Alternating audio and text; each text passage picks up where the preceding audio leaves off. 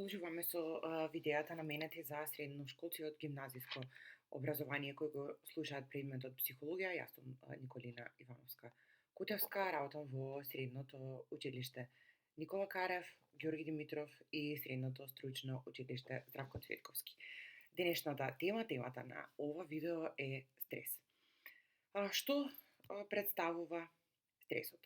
Стресот е реакција на нарушена хомеостаза на организмот, кој што реагира во адаптација на промената која што му се јавила за повторно да се врати во првобитната, односно нормалната состојба, онаа состојба која што нашиот организам ја имал пред појава на стресорот.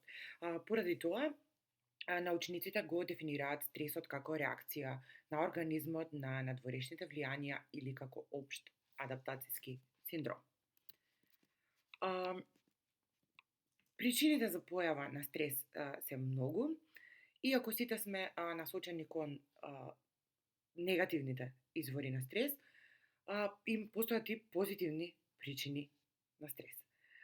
Причинителите за стресот или факторите кои придонесуваат да нашиот организам се најде во состојба на стрес се нарекуваат стресори.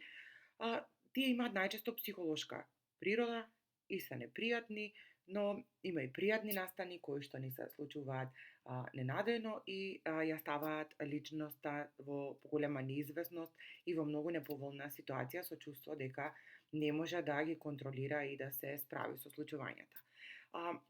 Некои од позитивните, например, стресори, причини за стрес се организирање на нашиот роден ден, организирање на свадба, раѓање на дете и така натака. Негативни стресори може мал милион да набројуваме, еве нешто што е актуелно во последнава година како најголем стресор, најзастапен стресор во популацијата е коронавирусот.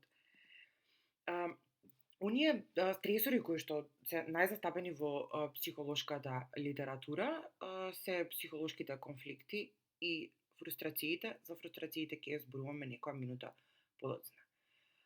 Кога станува збор за психолошки конфликт, е исклучително важно да напоменеме дека станува збор за конфликт на мотиви во нашата личност, па од тука постојат и три вида на психолошки конфликти. Тоа се конфликт на двојно привлекување, конфликт на двојно одбивање и конфликт на привлекување и одбивање. Што би значило конфликт на двојно привлекување? Може да станува збор за повеќе мотиви, но ние во овие примери ќе зборуваме за конфликт помеѓу два мотива. Конфликт на двојно привлекување е кога две нешта не привлекуваат, а ние во зависност од ситуацијата сме приморани, односно нашите животни околности налагаат дека ние треба да избереме еден од нив. Конфликт на двојно привлекување е, например, кога се подготвуваме за нашата матурска забава, ни се допаѓаат два фустани и зелен и црвен, а ние треба да се одлучиме само за еден од нив. Конфликт на двојно привлекување кога не привлекуваат, да речеме, две личности од спротивниот пол, а ние треба да се одлучиме за една. Во секој случај, конфликтите на двојно привлекување се предизвикуваат најмали психолошки последици врз личноста, за разлика од останатите други два вида на конфликти. Следниот е конфликт на двојно одбивање и би значило дека станува збор за две работи, два мотива кои што не одбиваат, кои што не ни се допаѓаат, а ние, што би рекол македонскиот народ, треба од двете зла да го избереме помалото. Конфликт на двојно одбивање е, например, кога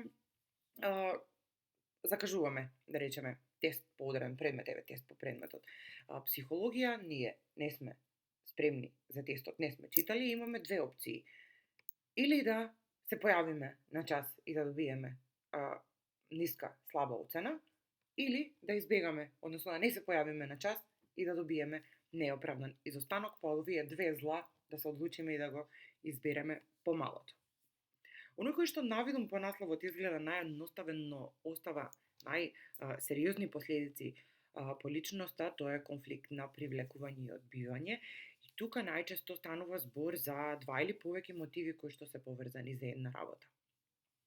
Конфликт на привлекување и одбивање е кога едно нешто и не привлекува и не одбива.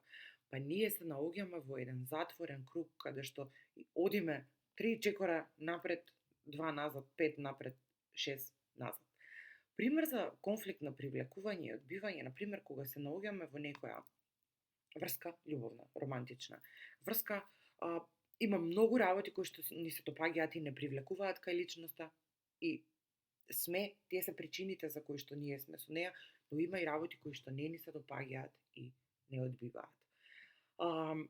Често се случува внатре во браковите да има појава на конфликт на привлекување и одбивање, да речеме дека станува збор, на пример, за семено насилство или психичко семено насилство и тоа е тоа што не одбива, но има мал милион причини кои што не привлекуваат деца. Сепак личноста може кога е вон афектите да се однесува добро и соодветно со нас и така натака. И сите овие нешта кога ќе се стават во збир и кога ќе се стават во една заедничка конотација, ја држат личноста во одредена ситуација каде што едноставно трае со години и секојдневно се нанесуваат одредени психолошки трауми. А следниот од причините за стрес се фрустрациите. Фрустрација всушност представува пречка до остварување на одредена цел. Значи, се што ќе ни застане на нашиот пат кон одредената цел која што ја имаме е нешто што ни предизвикува фрустрација. Фрустрациите може да бидат од лична природа и може да бидат од социјална природа. Од лична природа се оние кои што зависат директно внатрешно од нас. Од социјална природа се оние кои што не толку зависат од нас, многу повеќе зависат од социјалната средина. Фрустрација од лична природа е, на пример, доколку јас имам цел во животот да сакам да бидам позната пејачка, естраден уметник, а немам талент и немам слух да пеам. Значи, тоа ми е пречка да јас станам позната пејачка. И тоа е фрустрација од лична природа. Во мене е недостатокот, јас немам талент. Фрустрација од социјална природа е, на пример, токму ова што сега ни се случува во сегашнава ситуација. Значи, ние како единка не можеме да влијаеме на глобално ниво што се случува со пандемијата. Можеме да бидеме само одговорни за нас. Не можеме да контролираме како другите ќе се однесуваат. А факт е дека ситуацијата во која што се наоѓаме ние и каква пречка за плановите кои што сме ги имале да ги оствариме и за да ги реализираме во овој период од нашиот живот.